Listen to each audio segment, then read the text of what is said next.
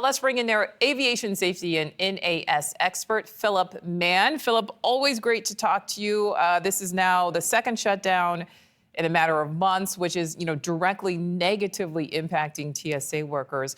I would like to listen to some of what we've heard from Washington lawmakers on both sides of the aisle.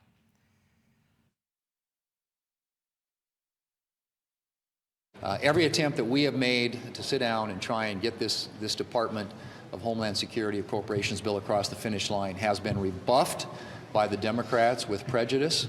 It's a lot of bull. And second, we are constantly in communication with the White House. It's not that there's a lack of means of communication. We're sending things back and forth. It's a substantive problem. The White House will not budge on things that Americans want, like warrants, like demasking, plain and simple. All right, so Philip, the fighting, inter-party fighting continues. Do you think enough is being done to fix this and get this funding restored? Well, I think, the funding issue is an inherently political one. I think that, and it goes kind of along with the themes that were in that open letter from the airlines, that I think that they need to segregate out the pay issues for the screeners and for the border control people that are doing the customs enforcement people at the airports. Separate that out and get that through and get that funded. Because even the airline letter, it doesn't say open DHS and just accept everything. It even indicates the establishment of long-term funding for the key personnel. And this is the same kind of thing we talked about before, where there's bills out there trying to get long-term funding for air traffic controllers the next time they have a shutdown. And this is, of course, not affecting air traffic controllers. It's only security people. But I think the politics are going to do what the politics do. I'm more concerned with making sure that we keep everything safe and we keep everything as efficient and running as well as we can. And right now, this is really hitting flyers and really hitting travelers because it's showing up where the people get to the airport. And it's being a very bad inconvenience and it's angering a lot of people. But fortunately, this doesn't affect the safety of aviation. This doesn't affect the safety of the airplanes in any way.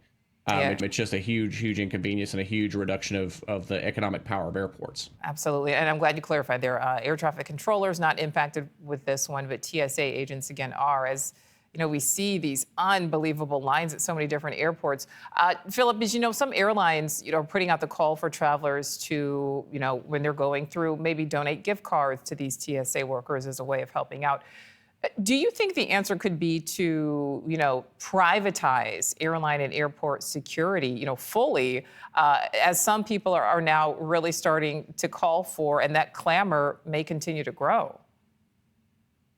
I think that could be an answer, or it could partially be an answer, maybe at smaller airports, because pre 9/11, a lot of airports had their own security. It was privately funded. A lot of it belonged to the individual airports, and it was kind of overseen by the FAA at the time before there was even a Department of Homeland Security. And that may be an answer. That may be a way to do that, because on the air traffic side of it, towers that are below a certain size, a lot of them are actually run under a contract. They're not managed by the FAA directly. So there's probably a way to split that. I don't think it has to be a complete either or. Either they are all contract or they are all federalized. I think there's a way to work that. And a lot of it's going to depend on the individual airports and municipalities' ability to spin up that function locally, if it's going to be taken over by the airport or if it's going to be run under maybe a contract from the federal government to the airports or something like that. There's a lot of ways to do it. I think it's all reasonable to look at.